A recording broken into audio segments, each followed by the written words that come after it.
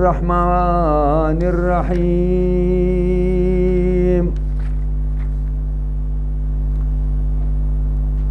سورہ تحریم شروع کو تحریم حرم یحرم تحریما باب تفعیل لے یو شی په ځان باندې حرامولو ته وایي او چونکې پیغمبر خدا یا ځان باندې خپل وینځه ماریه حرامه کړې ده او یا یې په ځان ګبین حرام کړی دی نو دې صورت ته ځکه سورې تحریم نوم کېښودی شو مدني دی د هجرت ته رسول الله نه وروستو نازل شوی دی ځکه دا مسله تعلق د مدینې سره ساتي روایاتو د حدیث کې راځي چې یو ځلې حبسی بیبي د پیغمبر خدا د عمر لور ده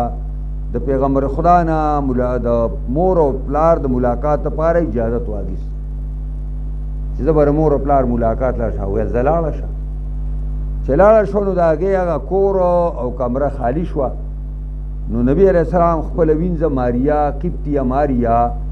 چې کومه د ابراهیم صاحب مور وه هغې یې راوغوښته د هغې کمرې ته په هغې کې لکه خپل بودباش او خپل زندگی د هغې سره تېره کړه او دې کې دا چې هغه دغه راورسېده بس هغه دا وویل چې دا تا ما ته ډېر سپک نظر وکړو تا وینځه زما کمرې ته راوستې ده او دا چل دې کړی او دا چل دې کړی ډېره زیاته دغه وشو دا په دې خبره باندې هغه راوغوښته ورته ویل چې ته دغه مه کوه ورځه ته خبره کوم حال درته وایم خو چاته به خبره نه کړي دا ماریا قبطیه ما په ځان باندې حرامه کړه او زما د وفات نه وروستو د خلافت مسله به په ابوبکر او په عمر کې خو دا ال به چاته نه وي د پیغمبر خوا لا دغه شوی نه و د دې دواړو دا کمرې چې وي نو دې کې دننه بیتر ورته وایي په دې دیر کې ورته بیتر وایي چې دا د کوټه کې ته بل ځای سازې نو داسې دا ډکي یو بل کې ورکي او داسې چت ته ورسوي کلک کلک ډکي او بیا په پیړه خټه ولو کې د بوسو او پورې وتپي نو هغې ته بیتر وایي نو دغسې نرۍ غوندې پرده د دواړو په کمره کې وایي بس نبي علیه السلام لا دغه شوی نه و او دوی ورته ویل چې داسې واقعات واقعات داسې نبی علیه السلام په هغې دې نه ډېر زیات خفه شو او وی ویلې چې دا ګوره لکه تا ته مول چې چا ته به نه وی تا دا الو یو دویم په روایاتو د حدیث کې راځي نبی علیه السلام دا عادت شریفه و چې د مازدیګر مونځه کې ډېر وختي اوس هم کوي 3 غنټې ټیمي 3 غنټې تقریبا نو دا مونځ چې بیا وکړو نو بیا به د دې بیبیانو پرې کورونو باندې بیا چکر لګو نو زینب بیبي چې وه هغې له چېرته چا ګبین راوړی نو هغې به ورسره خبرې کولې نو چې کله به نبي و یا رسول الله ته لږ کښېنه تا له شربت کو نو بیا ګبین رااخیستل او په جام کې اچول اوبو کې او هغه حل کول او په مزه مزه او خبرې به هم کولې د ټولو به سرونه راښکاره کړه چې زینب که څنګه ډېر ایثار شو نو بیا دې حضرت حفصې او دې عایشې د دوی د مخکې سیارانه غوندې د دواړو نو دوی یو صلاح وکړه پیغمبر خدا ته چې دا ستا خواله که مخکې راغی او که زما خواله نو داسې به ورته وایو چې ستا نه خو ماله د مغافیرو بوی راغی مغافیر یو بوټی دی پرې غرونو کې او د هغې هغه بوی ډېر زیات انتهایي تیزي انتهایي تیز نو په هغې کله چې مچۍ کښېني نو بیا په ګبین کې به هم راځي نه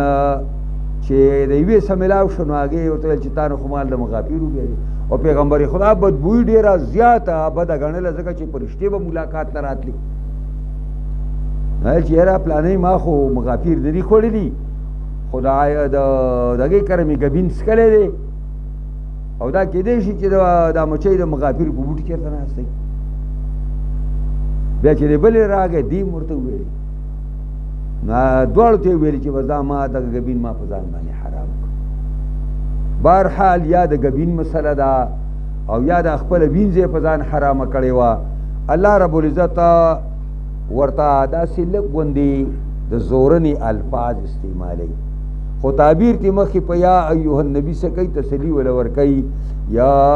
بسم الله الرحمن الرحیم، شروع کوم په نوم د الله چې بے اندازې مهربان زیات مهربان دی.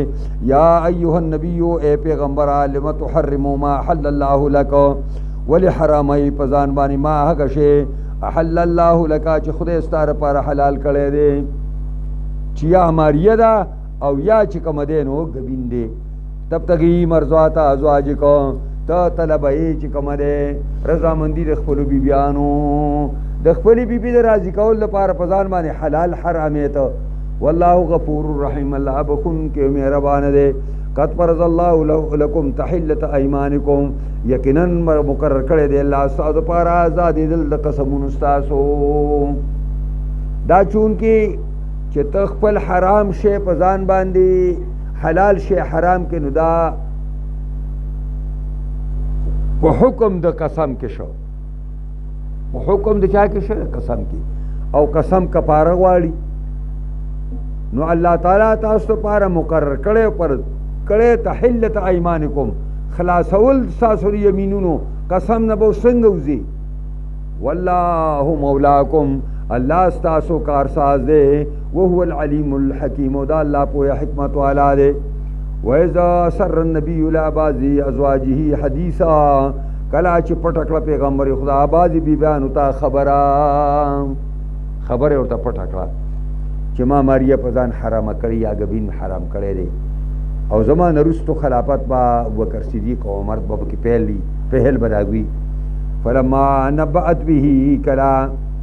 چې خبر ورکړه دې زنانه په دغې خبر باندې، هغه لا اوتی نه و، دې ورته زر د دننه نه وویل، داسې چلو شو. فلما نبأت به، کله چې دې ښځې په دې باندې خبر ورکړه بلې ته، واظهره الله علیه، والله ظاهر کړه دا خبره په پیغمبر باندې چې ستا دې خبرې ښځې خو ستا هغه راز ونه ساته. عرف بعضه، نبي علیه السلام ته چې ګوره حبسې تا عایشې ته را خبره کړې ده چې ما ماریه په ځان حرامه کړې ده، او دا یې ورته ونه ویل چې تا ورته دا ویل چې دا زما د وفات نه وروسته به ستا او زما پلار به بیا مشران کېږي، اگر چې هغې ورته دا هم کړې وه. خو وایي چې د لوی خلکو همیشه او د لوی درجې والا خلکو همیشه اغماس کوي، هره خبره انتها ته نه رسي، او دې وجې نه انتها ته خبره رسول ته په احادیثو کې شقاوت ویلی شوی دی. لکه ته یو خبره باندې شروع شي په کور کې د خپلې بیبي سره یا د زوی سره، او لګی حتی چې جګړې ته ورسي، دا ښه خوی نه دی. ګورې دا د مسلمانۍ خوی نه دی. بس یو کار وشو نو ډېر بیا چیړ به نه کوې په هغې باندې، خبره به د ټوکو کې چې آینده ګورې داسې نه منم، او بس بیا به غږ مه کوه چې څونه ډېرې خبرې کوې دونه به ستا هیبت په کور کې کمیږي. بیا نو وایي نبی علیہ السلام چې ګوره دا خبره کړې ده، و اعرضان بعضې ورته ویل چې دا بله دې هم کړې ده. فلما نبأها به، کله چې خبر ورکو فلما نبأها، کله چې خبر ورکړې تا به په دې باندې، قالت اے پلانې دا خبره ګوره تا ته مال نه به کوې تا وکړه.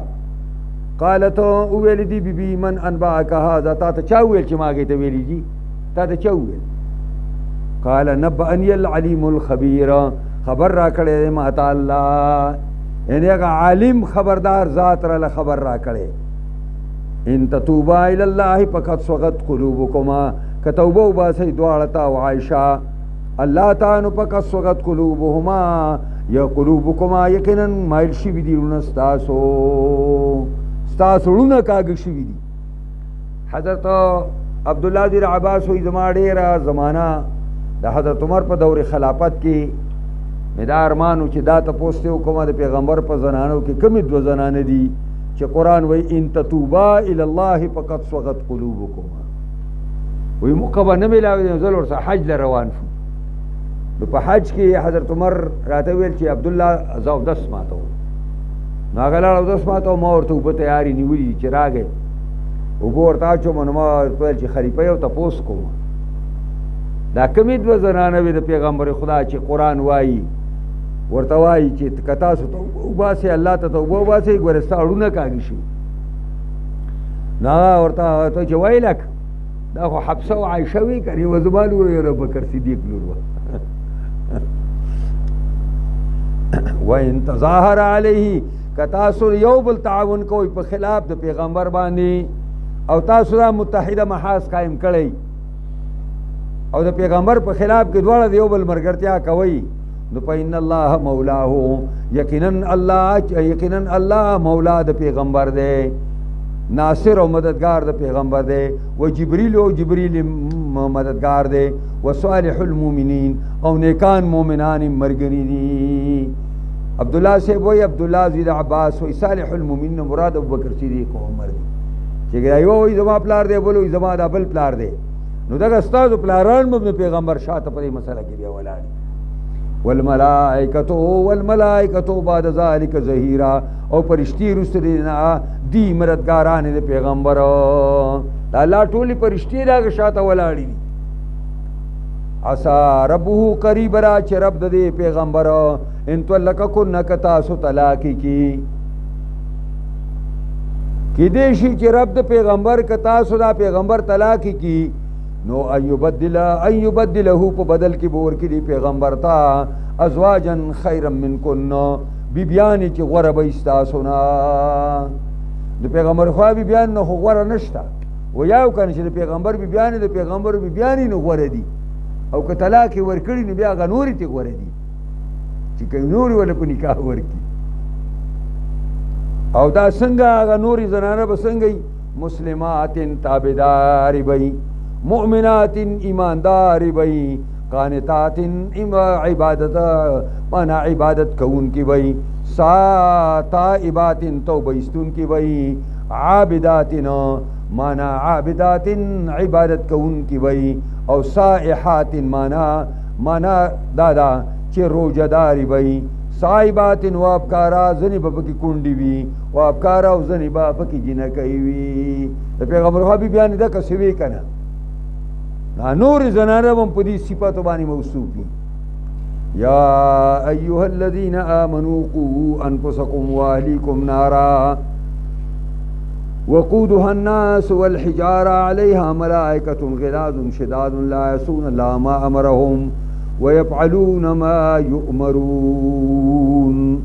اے ایمان والو قو انفسکم واهلیکم او ساته خپل ځانونه او خپل کور والا یعنی په اسلام کې پدې نه خلاصي کې چې ځان بچ کې څنګه ځان د اور نه بچ کې نو خپل بیبي او خپل زامن او لونه بلکې د اهلیکم نه مراد هغه خلک چې ستا د لاس لاندې ایماندارو ځان بچ کې د اور نه او خپل کور والا نارند اور نه څنګه اور وقودها الناس والحجاره داسې معمولی اور نه دی داګه خشاک خلق دی او کانی دی د کانو مراد یا بوتان او یا کبریتی کانی دی چې هغه ډېر بدبو دی او اور پکې نفوذ ډېر زر کوي. علیها ملائکة غلاظ شداد پدې جهنم اور باندې مقرر دي فرشتي دا هغه د الله د غصې نه پیدا فرشتي دي زبانیه چې ورته وي غلاظ ډېر سخت زړي دي هیڅ چا باندې رحم نه راځي او شداد ډېر مضبوطي دي لا يعصون الله ما امرهم نافرمانی نه کوي د الله دا خبر چې الله ورته حکم کړی ويفعلون ما يؤمرون او کوي هغه چې دوی ته حکم کړي شي. یا ایها الذين كفروا لا تعتذروا اليوم اغه کسانو چې کافران یې لا تعتذروا اليوم عذرونه مو پیش کوي نن په ورځ د قیامت باندې اټول برازي عذرونه پیش کوي. انما تجزون ما كنتم تعملون خامخاتا زو بدله ملاويږي هغه چې تاسو دنیا کې سکړی دي. یا ایها الذين امنوا توبوا الى الله توبه نصوحا اے ایمان والو توبه وباسئ الله ته توبه خالصه. عسى ربكم کې دې رب تاسو ان يكفر عنكم سيئاتكم لرکی تاسو رستاسو گناهونه ويدخلكم ودن کی تاسو جنات تجری من تحت الانهار باغونو تاسو به بلاندې داګینه مختلف ولی یوم لا یخزي الله النبی اغه ورځ چې نه بشرمي الله پیغمبر لرا والذین آمنوا معه کسانو چې ایمان راوړل پیغمبر سره به الله نه شرمي نورهم یسعى بین ایدیهما رڼا دوی با منډي وهي مخې د دوی ته وبایمانهم او دوی خطر په خي طرفونو ته یقولون وای ربنا اتمم لنا نورنا اے زمونږ ربا زمونږ درنا سر ته ورسه زمونږ پرې رڼا کې چارج واچوا دا چارج م ختموا واغفر لنا بخنو کوم ته انک علی کل شیء قدیر یقینا ته په هر څه د طاقت خاوندې توبه نصوحه دي توای خالصه توبه چې پکړو باندې بخ پیمانه شي او آینده با قصد مصممو کی چې بیا به نه کوم بیا به نه کوم قصد مصمم بو دا توبه خالصه ده او دا معنا چې دا نصوح یو سړیو او برسه توبې استیو دا ګناهونه به کول نه نه سړی مړو خبره نه توبه نصوح دی ته وایي چې دغه توبه ده چې کړي مې دي الله پر اخپیمانه آئنده بنکو آئنده بنکو او آئنده بخپل عمل باندې به نظر ثانی واچ ذکر وای یا ایها النبی جاهد الکفار والمنافقین اے پیغمبرا جهاد کوا د کافرانو سره کافر سره به جهاد په تور باندې کوي والمنافقین او منافقانو سره په جبه باندې جهاد کوي یو جهاد د جبه دی او یو جهاد د توری دی د توری جهاد به کافر سره کوي او منافق سره به بحث کوي دلایل باندې به پړ کې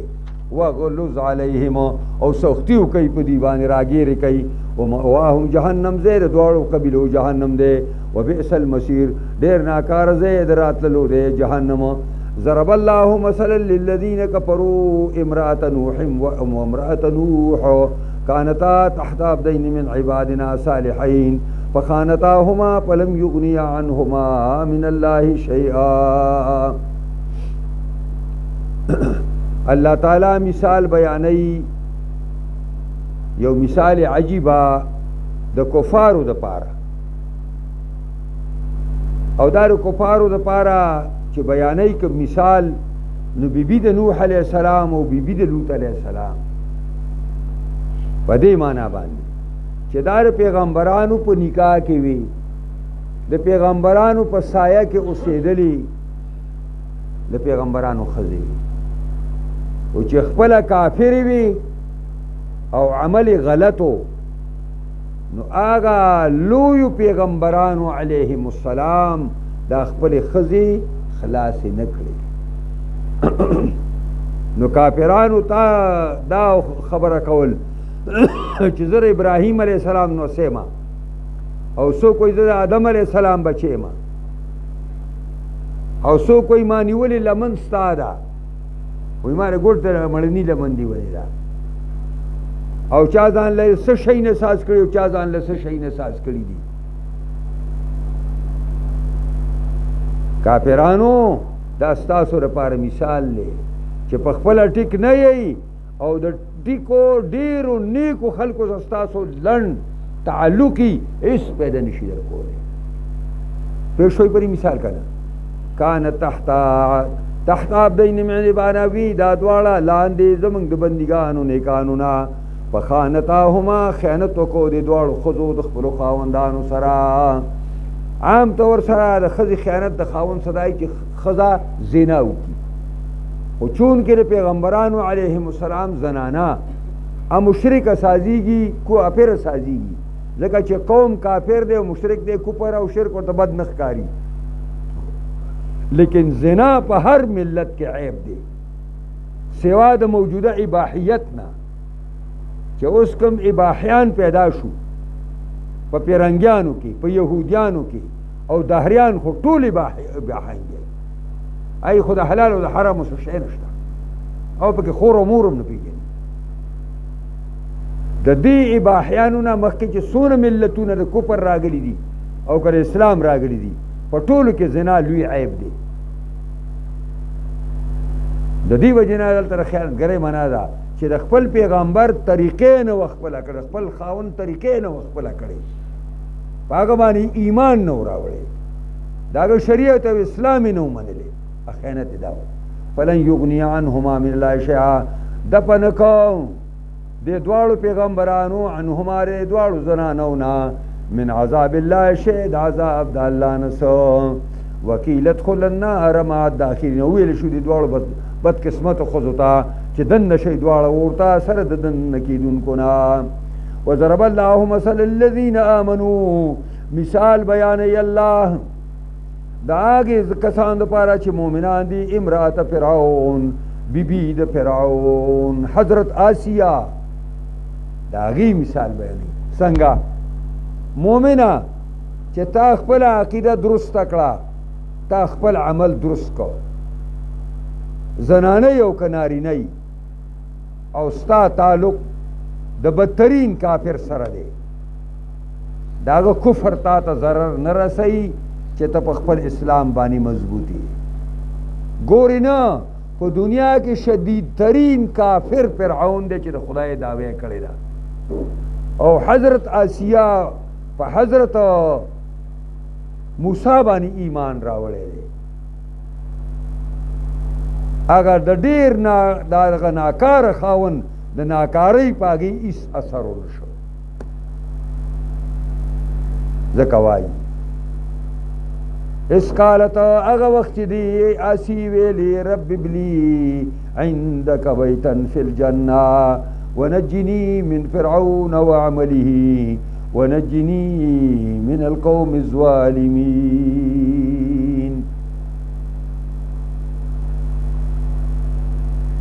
دا خبره هغه وخت چې بیبي آسیه دا خبره کوله، او دا هغه وخت وکړه چې کله فرعون د دې د ایمان نه خبر شو چې دی په موسی ایمان راوړی دی، نو څنګه چې د به په خلکو باندې ظلمونه کول، دا ظلم یې په حضرت آسیه باندې مکو، راوسته او میدان ته، او په لاسونو په خپو باندې ولا میخونه ټکوال، او دا داسې پرته ده، او دا فرعون راځي دا هم تشدد کوي، حامان بدماش هم راځي تشدد کوي، او د فرعون د خوشحاله کول لپاره لوی واړه تشدد کوي، او بیا ویل یو لوی ګټ راوړی، او دا ورته په سینه باندې کېږي. دا ګټ ته راوړو نه مخکې الله د هغې نه روح واخیسته او روح پرواز وکړو. خو هغه د دغه سختۍ په وخت کې الله ته سوال کوي. اس قالتو، هغه وخت چې ویل بیبي آسیې رب ابلی عندک بیتا فی الجنه، اے زما ربا ساس کما د پاره د ځان سره کور په جنت کې. علما تفسیر وایي څه هوښیاره ښځه وه، وایي طلبت دار را طلب الجار را قبل الدار، اولی دا الله نه گاونډ وغوښته، وروسته یې کور وغوښته. الله مال په خپل گاونډ کې کور ساز کا، په خپل گاونډ. نو طلب الجار را قبل الدار، اوس هم دا مسله ده چې کم کور له راځي نو اول بیا ګاونډیان ګوري، کنې دا بیا په لوی غضب باخته شي. نو بیبي وایي چې رب ابلی اے زما رب سا ابنی لی اے زما رب ساس کمال را عندک د ځان سره بیتن کور فی الجنت په جنت کې، ونجنی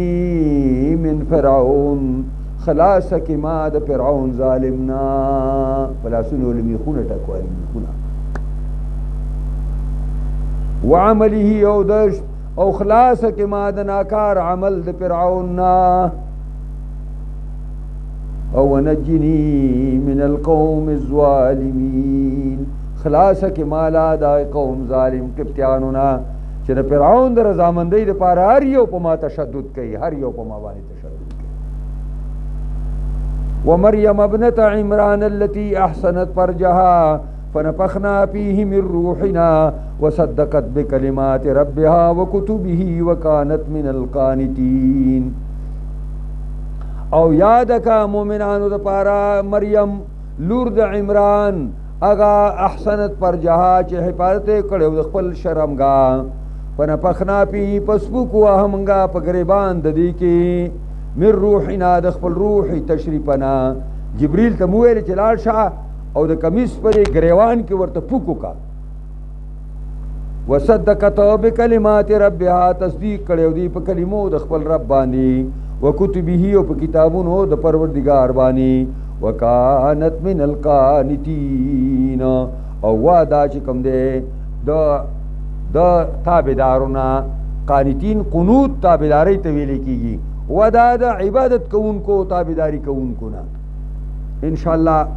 بیا سبق شروع کوو یو 10 منټه پکې دمه کوو خو هم نه تبارک الذین بشو